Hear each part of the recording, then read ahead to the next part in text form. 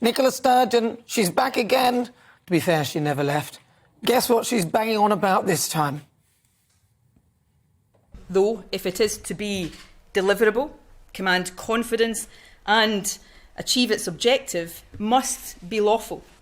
But my duty, as the democratically elected First Minister, is to the people of Scotland. It is not to Boris Johnson or to any Tory Prime Minister. Yeah. Breaking up the union. No change there. On Tuesday, she compared Scotland to other countries that successfully managed comfortably on their own. Her speech suggested that Scotland would basically leave the Union of the United Kingdom to join another, the EU, where their values are more aligned. My mother wasn't impressed. You saw what the EU did to Theresa May. They will squeeze her like a lemon. I just can't stand that woman.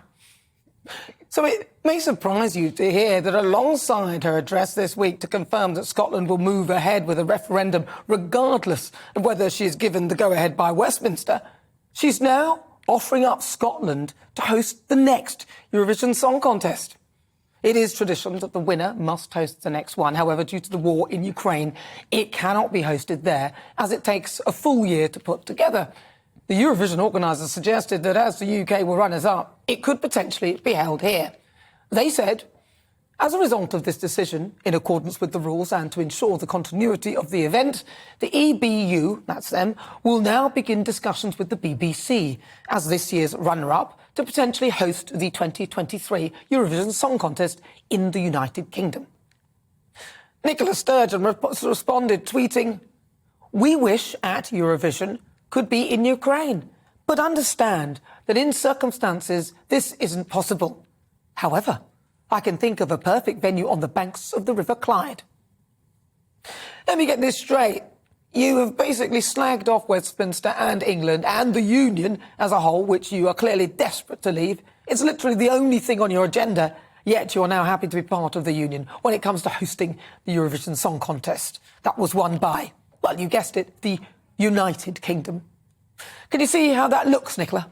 Mind you, she doesn't seem to be bothered about how things look. Apparently, the announcements like the ones she made on Tuesday should be made before the Scottish Parliament, ahead of the press conference that she called. But she didn't bother about that. She just went straight in with the press. Opinion polls also suggest that the timescale for the vote that she wants to stage in the autumn next year has been opposed by the majority of Scots. But hey-ho, she just wants to break up the union. And if I'm not wrong, the River Clyde runs through Glasgow, the drug death capital of the world. I found this quote on the Transform website about Glasgow. "I and my Scottish colleagues often pick our way through discarded needles and excrement in places people are forced to inject as they try to escape from the misery and suffering." Now, I'm sure all of Glasgow is like that, of course. But perhaps, rather than focusing on making foreign delegates feel comfortable, remember COP26, that virtue signalling thing that they all flew to in private jets as they pretended to be trying to save the environment whilst poverty sat outside its very perimeters? Remember that? Perhaps rather than focusing on trying to look good to the rest of the world, she could focus her energy on cleaning up her own backyard. Nicola Sturgeon, nil point.